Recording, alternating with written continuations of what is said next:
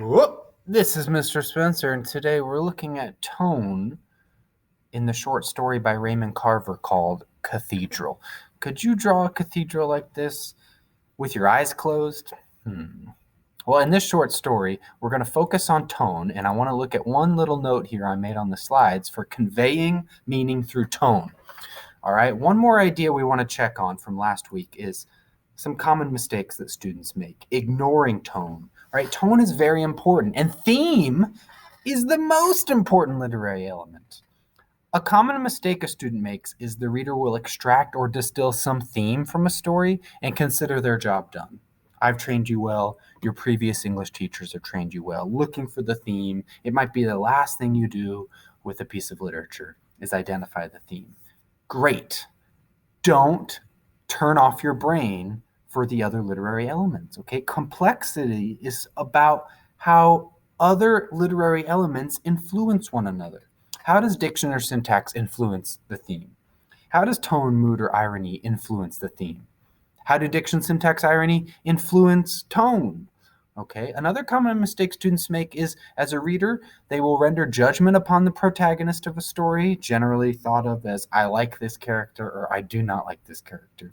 And they consider their job done. They turn off their critical thinking. You have to engage with other critical aspects of your literary analysis. Whether or not you like the character, whether or not you like the story or the plot, isn't relevant to your critical analysis. Okay, the most common complaint of The Great Gatsby is somebody reads The Great Gatsby and says, I don't like any of these people. They're all thoroughly unlikable. Tom, Daisy, Nick, Gatsby. Okay, that's kind of the point, and that helps influence the theme. Okay, you're unlikable. I'm unlikable. We're all pretty much thoroughly unlikable, but we do our best to mask it and put up this theatrical show that we're actually nice, polite, and people might be attracted to us. It's all theater. All right. So many students like you've been trained to find the answer, arrive at the meaning. Okay, we've trained you, whether it's I-STEP or standardized testing, you're just looking for the right answer. And literature is subjective and there's opinions and interpretations. So sometimes there could be more than one right answer. That's tough with standardized testing like I-STEP and AP Lit, where there is a multiple choice with one right answer. The trick, though, is you have to train your brain. Move beyond these summary judgments of dramatic experience, focusing just on plot or whether or not you like somebody. And when you're reading literature, engage with the complexities of the drama itself. Okay, engage with how did the author create this drama? Okay, how? Why? Those are the questions you want to focus on. So let's take a look at Raymond Carver's Cathedral. We have a passage here from the end of the story. It's from page 8 and 9 near the end.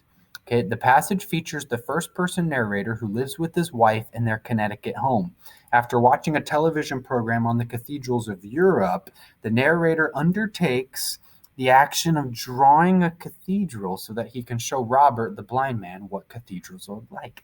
He struggles to do this. He has a few false starts trying to describe it, so he starts drawing the cathedral. Consider how choice of detail, diction, imagery, syntax, mood, suspense, tension, contrast, imagery, dialogue, all can affect tone in different ways. We already did perusal annotations, and you can go back to perusal.com and see what some of your classmates did. Some of my favorite comments were from people like Jordan Brady. Very nice annotations of this passage in particular. Jordan looked at the diction. So thank you, Jordan. You helped us with this assignment here. Let's read the passage and then look at the questions. But let's flip that script because when you're doing AP Lit questions, you should preview the questions first. Okay, we want to look at importance of hands and fingers. What purpose are hands and fingers utilized by the author? What's the role of the cathedral play in the story? Are the details of the cathedral meant to evoke or represent religion, spirituality, or something else entirely? What kind of irony might affect tone? And could we look at, does the author indicate approval, confirmation, detachment, criticism, amusement, frustration, or any other reaction in how I, as a reader, am allowed to perceive this material? Okay, so we'll come up to those questions here. Let me zoom in a little bit further here. We'll do. All right. So here's near the end of the story. Okay, they're watching a television program. It just came on late at night about cathedrals in Europe. I'm assuming something like from PBS documentary. His wife is asleep in a bathrobe on the couch next to him. Okay, the wife starts waking up, but then the narrator, we don't know his name, this disgruntled husband, and the blind man, who is a friend that the wife had made and invited over while he was visiting, is going to stay the night. The husband feels kind of threatened by this. I mean, his space is physically threatened by this other man in his house that his wife invited. So there's all sorts of connotation and sort of psychological subtext to the blind man, the wife, and how this nameless narrator feels about another man in his home, sitting next to his wife, who is only wearing a bathrobe. So near the end of the story, the subject of the cathedral comes up. Let's read. You'll have to forgive me, I said, but I can't tell you what a cathedral looks like. It just isn't in me to do it. Can't do any more than I've done. The blind man sat very still, his head down, as he listened to me. I said, the truth is, cathedrals don't mean anything special to me. Nothing. Cathedrals. They're something to look at on late night TV. That's all they are. It was then that the blind man cleared his throat. He brought something up. He took a handkerchief from his back pocket. Then he said, I get it, bub. It's okay. It happens. Don't worry about it, he said. Hey, listen to me. Will you do me a favor? I got an idea. Why don't you find us some heavy paper and a pen? We'll do something. We'll draw one together. Get us a pen and some heavy paper. Go on, bub. Get the stuff, he said. So I went upstairs.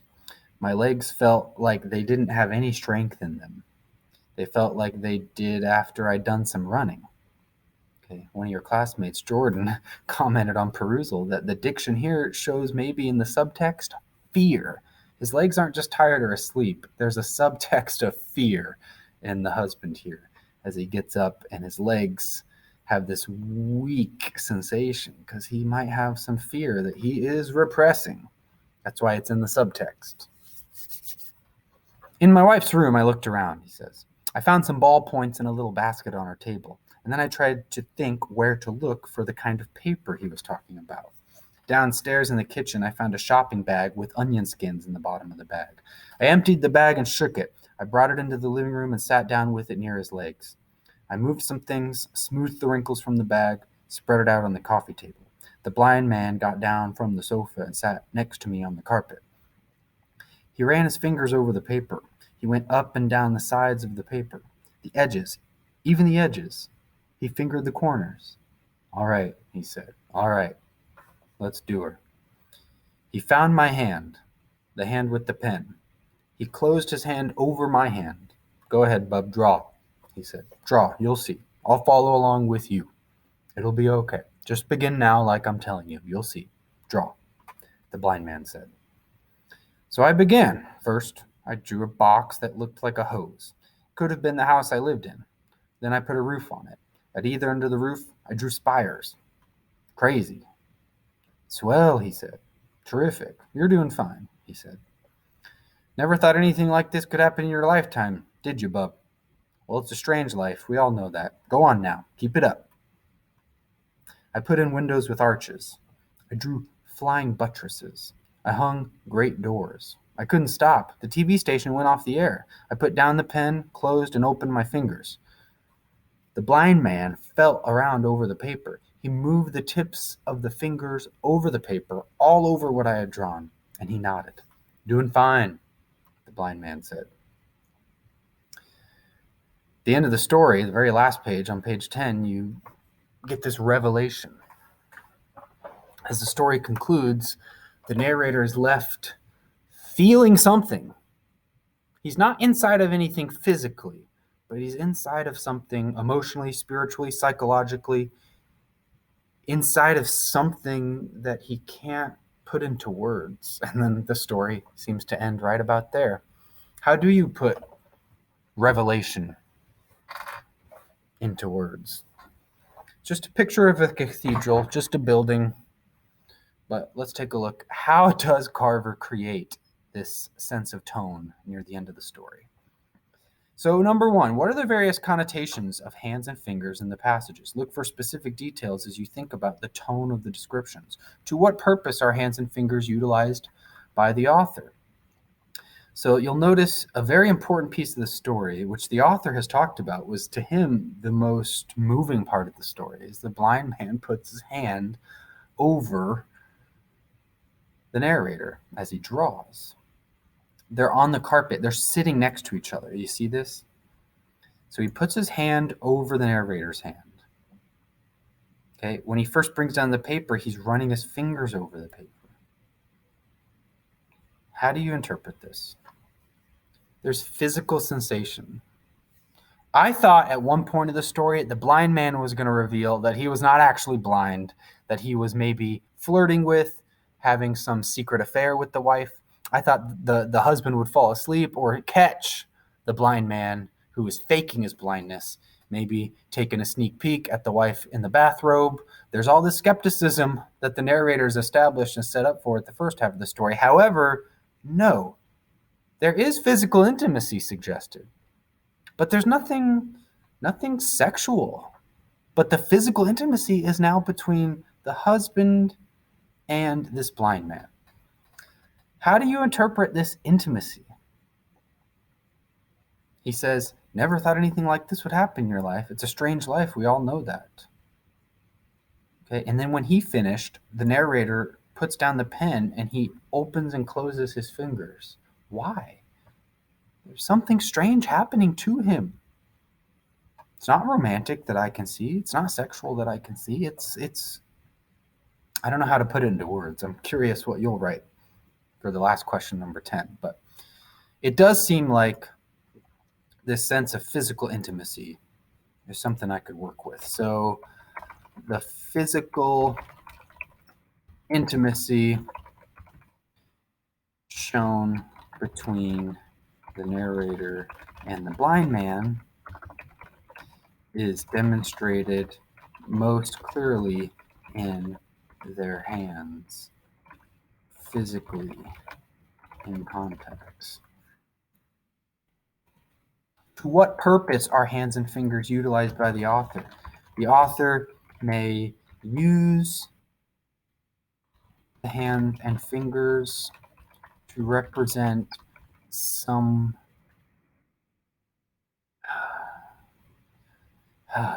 tactile or when you're touching, when your fingers and hands, when you touch something, like a connection, right? So we've got some tactile, or I don't know how else to describe this. Cosmic, spiritual, and it's not just a connection between the narrator and the blind man, but perhaps the narrator and the universe as a whole.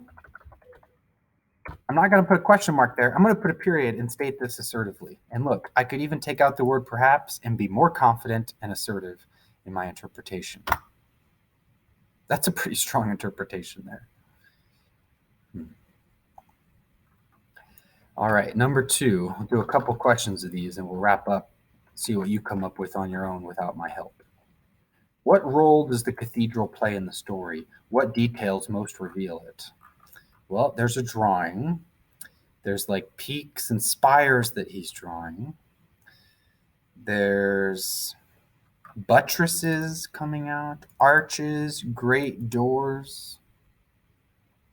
So the question says, what role does the cathedral play in the story? Well, number 1, it physically, literally and figuratively, brings the two men together. It bridges a gap between seeing and blindness, between ability and disability. Whoa. I mean, this cathedral just showed up on TV. And whether or not it has religious connotation in context of the drawing, it both literally and figuratively connects the narrator to the blind man and bridges a gap between able-bodied people and disabled people, like the blind man. That's pretty interesting. Should I stop there? Let's think. Can I take this one step further? What role does the cathedral play in the story? The complex nature of the architecture of cathedrals also elevates the narrator's own ability to find meaning in an otherwise chaotic, random world. As he stated before the drawing, that cathedrals had no special significance to him. That's pretty neat. I mean, his connection with himself and the universe as a whole. You can continue looking at the story at the end on page 10 and kind of see where it ends up. But you gotta love this story. Number 3, are the details used to evoke the cathedral meant to represent religion, spirituality, or something else entirely? Guys, this is easy. Yes, maybe religion, maybe spirituality, but I've read some interviews with the author, and he does not really see any precise religious or spiritual ideas being used here as any metaphor. So can you try to do this? Something else entirely? What could that be? Interpret it. How does situational irony affect the tone here? Remember that in the first half of the story, the narrator seriously distrusted the motives and presence of the blind man and considered him threatening. How does irony affect tone? Well, he didn't trust the blind man. And then look at this sentence here. Would you do this with someone you don't trust? Okay, look at this sentence here. Would you allow someone to do this with someone you don't trust? Okay, number 5, very interesting. Does the voice of the author indicate a certain reaction that might be a factor in how I, as the reader, am allowed to perceive this material? How I, am a reader, am allowed to perceive the material? How? Find an example in the passage that shows the author giving me, a reader, a sense of approval or confirmation, or gives me a sense of detachment, or gives me a sense to criticize or be amused or be frustrated, or any other reaction you can think of, positive or negative. I'd hope you agree there's a lot of positive feelings arising from this relationship between the author and you, the reader. But maybe you find something neutral or even negative. Mood is the attitude or emotion provoked in the reader, while tone is precisely the attitude or emotion of the speaker towards his subject. How are the mood and tone different in this passage? Well, the tone of the passage is how the author's attitude arrives at this. The mood of the passage is how you as a reader feel. So the tone the author adopts, I think you'll find in passages where he says short sentences like this. I did this. I put this in. I drew this. I hung this. I couldn't stop. Look at the tone of that. I couldn't stop. Who is he talking to? He's talking to you, the reader. When he says crazy, is that for the blind man? No. The narrator is giving you this awareness of craziness. And almost being ironic, because this might be the least crazy thing he's ever done. Do you understand what I mean? That there's almost verbal irony right there. And I would also consider those passages when you're looking at, does the narrator have a different attitude towards the participants in his story, like the blind man, the wife, the drawing, than it does towards you, the reader? How so, or how not? When you look at passages like he just says crazy and he's telling you, the reader, and when he tells you, the reader, I couldn't stop, what relationship is he developing between you and the reader? You can look at your independent reading choice book too. How is the narrator building a relationship between you the reader and the author. Okay? The author has a different attitude towards the characters and the events in the story than the author will have towards you, the reader. There is an intimacy between the author and the reader. Look at this sentence here. The edges, even the edges. He's telling you, like, can't believe it. Do you believe this? Can't believe it, bro. Even the edges he fingered. He ran his fingers along the edges. He does this several times in the beginning of the story, too, in the first 5 pages, where he kind of gives it's almost like a speech pattern. He gives you certain comments to the reader, like, can you believe this guy? Can you believe this blind man? Can you believe my wife? Can you believe my bad luck here in this situation with this man coming into my home? So as you finish up, the last question gives an interview with the author, Raymond Carver, who's pictured right there. He said, the story seemed completely different from everything I'd written before. I was in a period of generosity, he said when he wrote it. The character there is full of prejudices against blind people. He changes, he grows, but I felt I'd tapped into something. I felt it was very exciting. The sighted man changes. He puts himself in the blind man's place. The story affirms something. That's what the author said. Look how vague he is when he says something. He doesn't specify. Can you take Raymond Carver's ideas and go a step further? To affirm means to confirm, validate, declare, or assert strongly. I affirm, affirmative, positive. I did it, but I did it strongly. What does the story affirm, in your opinion? Obviously, consider theme. What about the tone? What about the context? Okay, what about when it was written in the 1980s? This idea of minimalism. Okay, what does this have to do with post-World War II consumer culture? Okay, some critics have even thought this was a response to the Vietnam War. Okay, in your U.S. history class, do you have any thoughts on how the context could influence the story? And create a thesis statement that uses the author's name and makes an original, arguable claim about what the story affirms or wants to emphasize.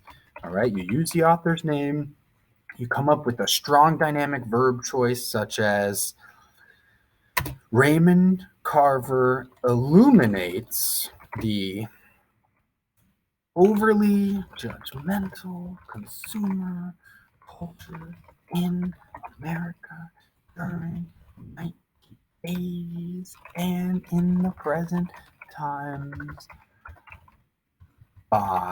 Finish this. How would you come up with it? This is Mr. Spencer signing off.